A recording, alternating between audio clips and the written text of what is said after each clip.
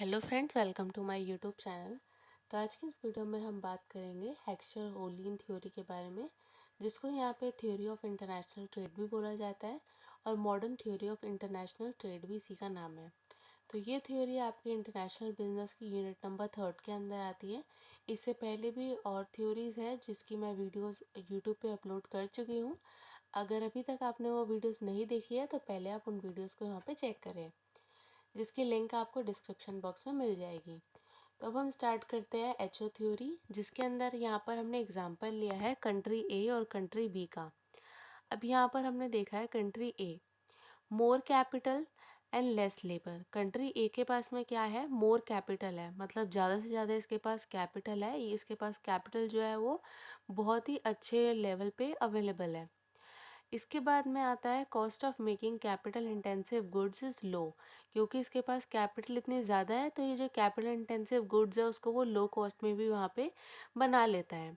वहीं पे अगर हम बात करते हैं कंट्री बी की, तो उस कंडीशन में क्या है, हमारा लेस कैपिटल है। तो यहाँ पे जो कैपिटल इंटेंसिव गुड्स बनाने की जो कॉस्ट आती है वो क्या आती है, ज़्यादा आती है, वो हाई आती है।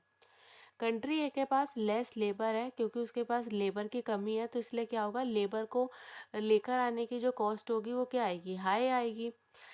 तो इसके बाद में अगर हम कंट्री बी की बात करते हैं तो इनके पास में जो लेबर है वो ज़्यादा लेवल में वहाँ पे अवेलेबल है।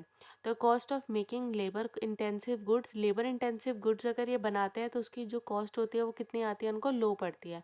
तो कंट्री ए के बारे में हम बात करते हैं और इसके अंदर आता है export to be capital intensive goods.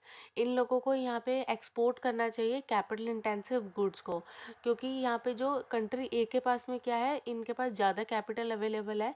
तो ये लोग क्या कर सकते हैं, जो कैपिटल इंटेंसिव गुड्स है उसको बनाने के जो इनके चार्जेस आते हैं वो बहुत ही लो आते हैं।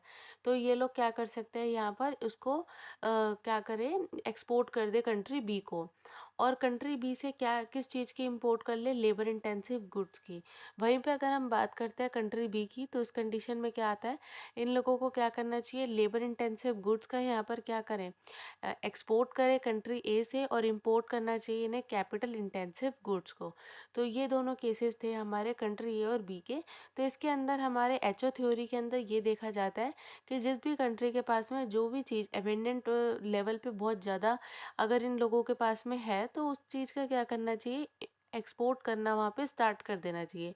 उस प्रोडक्ट को वहाँ पे दूसरी कंट्रीज़ को उस हाई लेवल पे प्रोडक्शन वहाँ पे उसका स्टार्ट कर देना चाहिए, जिससे उस कंट्री को वहाँ पे बहुत ही ज़्यादा फ़ायदा मिले। इसके बाद में आता है आपका HO theory. This theory different country are endowed with different factor of production. अब इसके अंदर ये देखा जाता है कि जो डिफरेंट कंट्रीज़ है ना, उनके पास में डिफरेंट फैक्टर ऑफ प्रोडक्शन वहाँ पर अवेलेबल है। अब यहाँ पे हमारे फैक्टर ऑफ प्रोडक्शन आते हैं जैसे कि लैंड, लेबर, कैपिटल। अब इसके अंदर देखा जाता है कोई कंट्री है वो जो लेबर्स है उसके अंदर बहुत ही ज़्यादा वो लेबर इंटेंसिव है। वहीं पे अगर हम बात करें किसी और कंट्री की, तो वो कैपिटल के अंदर इंटेंसिव है।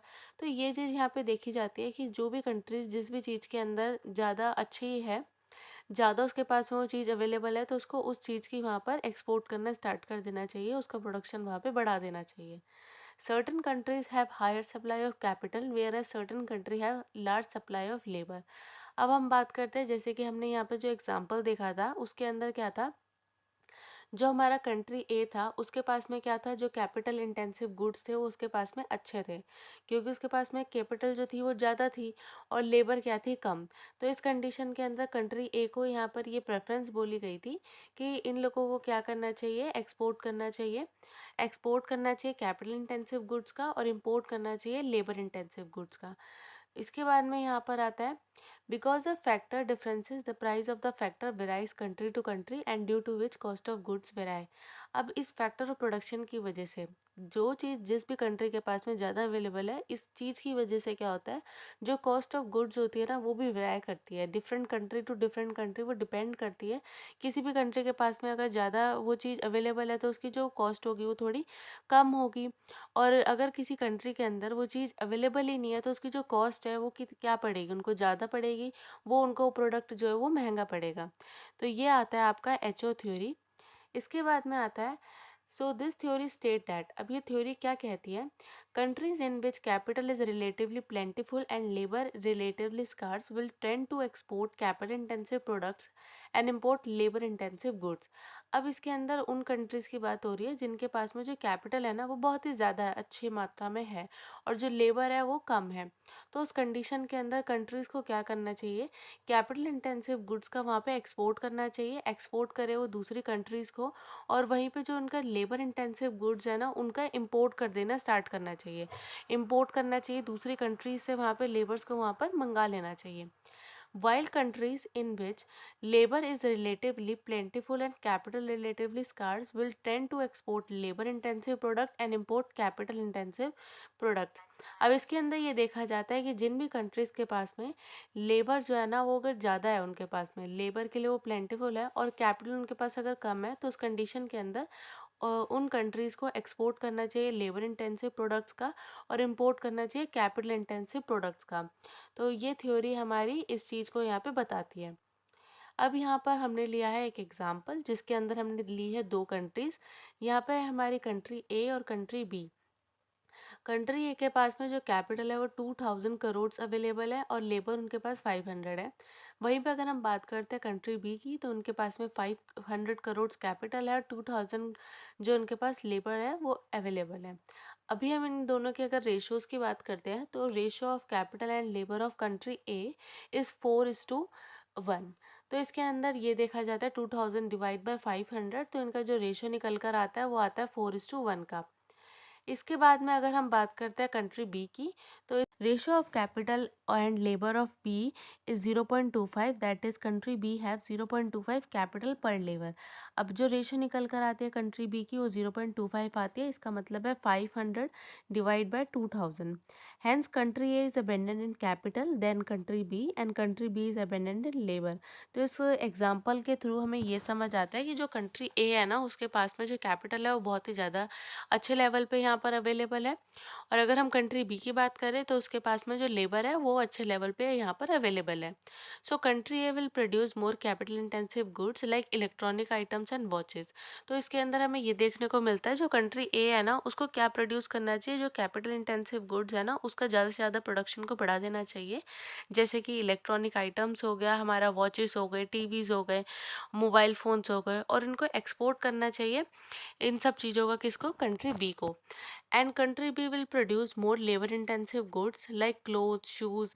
अब इसके अंदर ये देखा जाता है कि जैसे कंट्री बी जो है ना वो हमारी उनके पास में लेबर जो है ना वो अच्छे लेवल पे यहाँ पे अवेलेबल है, तो इनको क्या यहाँ पे प्रोड्यूस करना चाहिए, क्लोथ्स को, शूज़ को एट्सेट्रा, और इसको यहाँ पर एक्सपोर्ट करना चाहिए कंट्री ए को।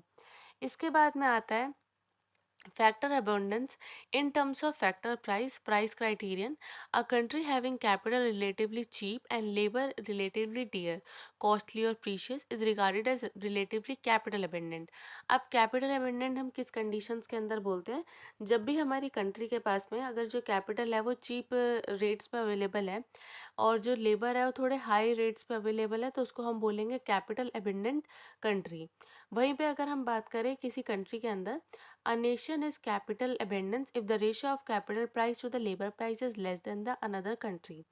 अगर कोई नेशन है उसके पास कैपिटल अबेंडेंस है, तो उसकी रेशियो जो होगी ना कैपिटल प्राइस की लेबर प्राइस से वो कम होगी as compare to other countries. तो ये आती है आपकी हेक्सचर ओलिन थ्योरी।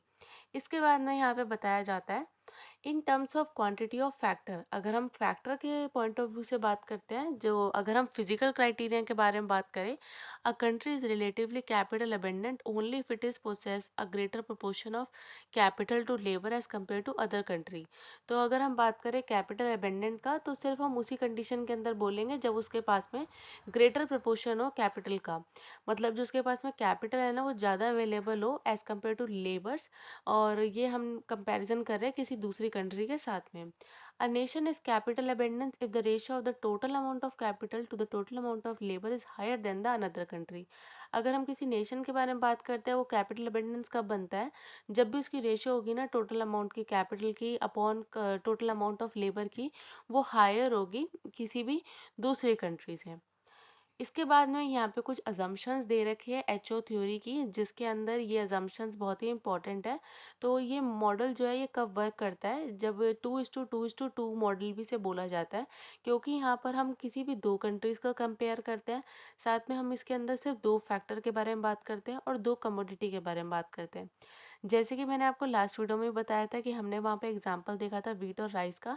हमने वहाँ पे कंट्रीज़ ली थी चाइना और इंडिया, और वहाँ पे हमने टू फैक्टर के बारे में बात किया था, जैसे कि कैपिटल और लेबर के बारे में। तो इस थ्योरी की फर्स्ट अजम्पशन होती है कि इस थ्योरी को हम तभी अप्लाई करेंगे जब वहाँ पे हमारा 2:2:2 मॉडल वहाँ पे बनेगा। सेकंड फैक्टर आता है यहाँ पे, factor endowment in two countries are different. अब जो वहाँ पे जो फैक्टर एंडोवमेंट है ना, जो हम फैक्टर्स ले रहे हैं वो दोनों कंट्रीज में वहाँ पे डिफरेंट होने चाहिए। थर्ड अजम्पशन बनती है यहाँ पे फ्री ट्रेड बिटवीन कंट्रीज। दोनों ही कंट्रीज के बीच में फ्री ट्रेड होना चाहिए, मतलब इजीली एक कंट्री से दूसरी कंट्री के अंदर वहाँ पे सामान को पहुँचाया जा सके, फ्री ट्रेड होना चाहिए। फोर्थ पॉइंट आता है यहाँ पर फुल एम्प्लॉयमेंट, दोनों ही कंट्री में एम्प्लॉयमेंट अच्छा खासा होना चाहिए। फिफ्थ आता है no transportation cost, transportation cost को हम यहाँ पे मान के नहीं चलते, हम सिर्फ यहाँ पे जो फैक्टर्स में होने वाले कॉस्ट होती है उसको वहाँ पे मान के चलते हैं। फिर यहाँ पर आता है six point, output will be doubled if factor of production are doubled. तो इसके अंदर हम ये मान के चलते हैं जो हमारा आउटपुट होगा ना वो डबल होगा।